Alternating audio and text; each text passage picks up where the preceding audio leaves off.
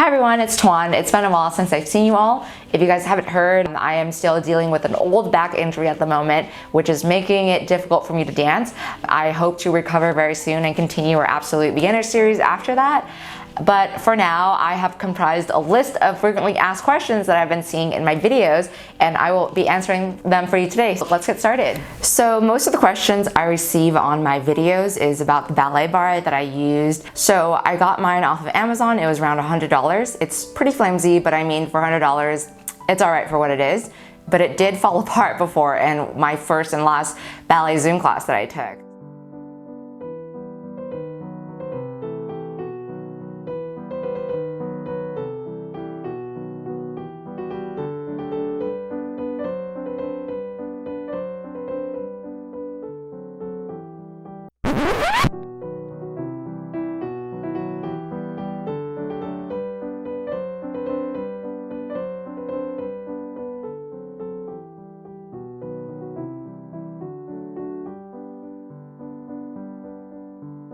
Of course, a ballet barre is nice, but not necessary. Some substitutes that I would recommend is anything that is around elbow height. So a tall chair with a tall back, a counter, a tall bar table if you have that. That works just fine. And if it really comes down to it, you can always use a wall. Ballet could be a very expensive art form. If you were to spend money on something, I think the first thing I would recommend is the barre and the ballet shoes. So the second most frequent question / comment that I always get on my videos, is it possible for me to learn ballet if I'm too tall, too short, too big, too old, too whatever? It all just comes down to people have an idea of what the perfect ballet body and age looks like, and if they don't fall under that, they're afraid that they won't ever be able to learn ballet, won't ever be a professional dancer, or won't get very good at it. So it all comes down to this fear of, I don't fit the mold, so should I even try?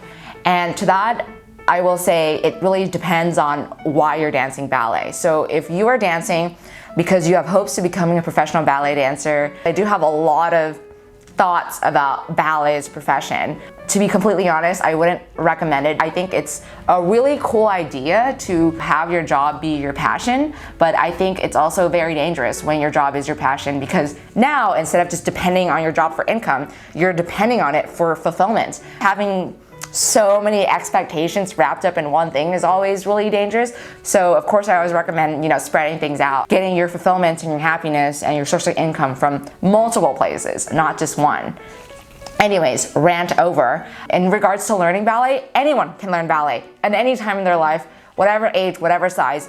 It is possible to learn ballet. We actually have a lot of disabled folks in our community who are dancing just fine, and they're enjoying it and they're loving it. Having insecurities in the ballet world is completely normal, and feeling discouraged is actually completely normal. And what has been really helpful for me is to always go back and think about why I'm doing this in the first place. And if you have a reason of why this makes you happy, it will be easy to keep going. But if you don't have an internal reason, it's going to be really hard to continue your ballet journey. So I'd highly recommend that you take some time and reflect on why you're dancing. And if you have a strong enough reason, you will keep going no matter what. I mean, I've had so many ups and downs with ballet. I've had a lot of breaks. I've quit for a few years and then came back. And what has not really changed for me is my internal reason of why I love ballet. It's always been there, and it's true even today, and that is what keeps me going every day, and that's what keeps me motivated. The next question I have is, was I flexible when I first started ballet? And the answer is no. I was very inflexible. I actually didn't do any sports or any physical activity before ballet. I couldn't even touch my toes.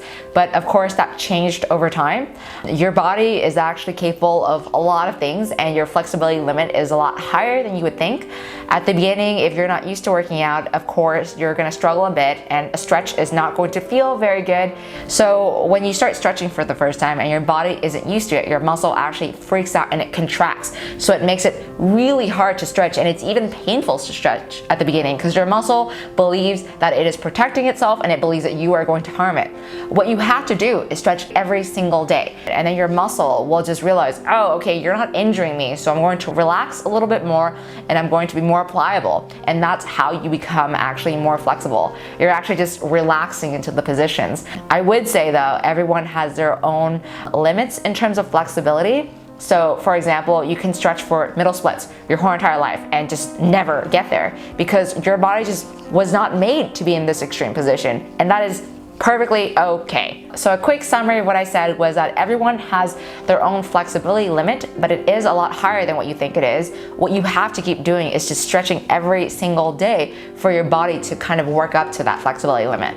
The next question I have is how many times should I repeat a video before I move on to the next lesson? My recommendation, of course, is to repeat it as much as you can. I would say at least do a lesson 2 to 3 times before moving on. Ballet is not about learning a new thing every single class. At the beginning especially, it's very important to just do very, very repetitive things. As a beginner, it's crucial for you to just develop your strength, flexibility, technique, and coordination. And all of these things come from just doing the same thing over and over again. Of course, if you're new to ballet, I'd recommend just doing 1 or 2 classes a week and really building up to more if you have the strength. But don't overwork yourself, always take it slowly and then ramp up to it.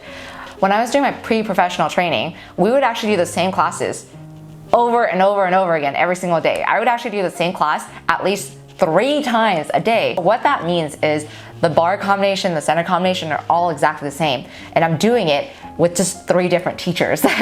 And of course, it's not fun and it's very repetitive and it can get really mundane. But one tip I have for you is that you need to focus on different things every time you approach an exercise. So for my first class, if I was doing a développé, I would focus on maybe turnout. Maybe in my second class, when I'm doing that développé combination again, I would focus on maybe extension, so lifting my leg higher this time. On my third class, when I have to do the développé combination, I would now focus on maybe musicality. I really want to be one with the music. Doing kind of these mental tricks was what helped me to keep going and to be able to really hone down my technique. Again, repetition, super important for ballet. It's really the way to improve at ballet. There's no getting around that. So the next question I have is a class mainly barre? So an in-person ballet class is actually composed of 2 big parts, barre and center.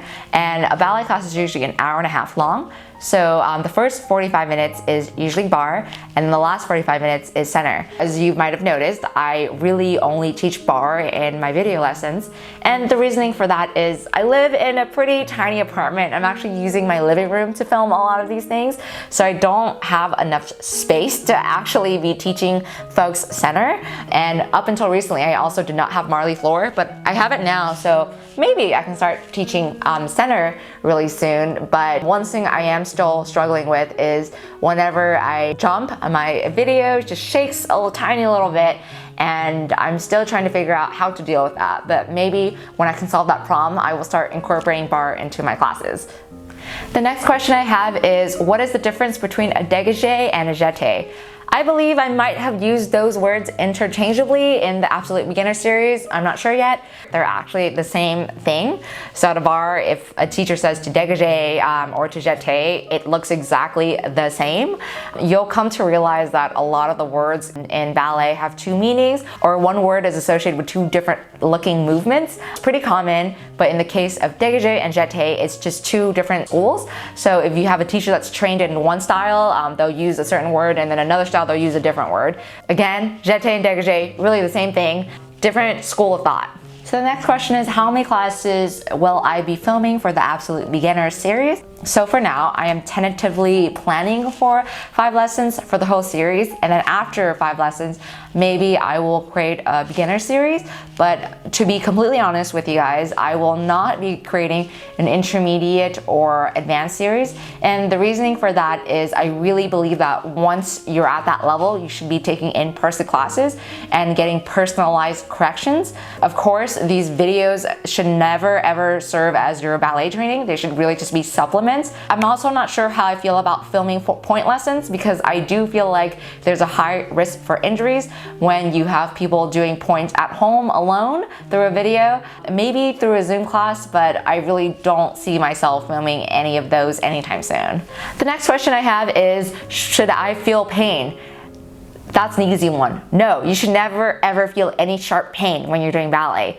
Ballet is not a comfortable dance because you're turned out and you're working very hard. So, you're gonna be sweaty, you're gonna be sore, you're gonna be tired, and all these things are uncomfortable, but you should never ever feel sharp pain. If you do, please stop immediately. Please do not risk injuring yourself. So the last question I have is, will I be teaching Zoom classes?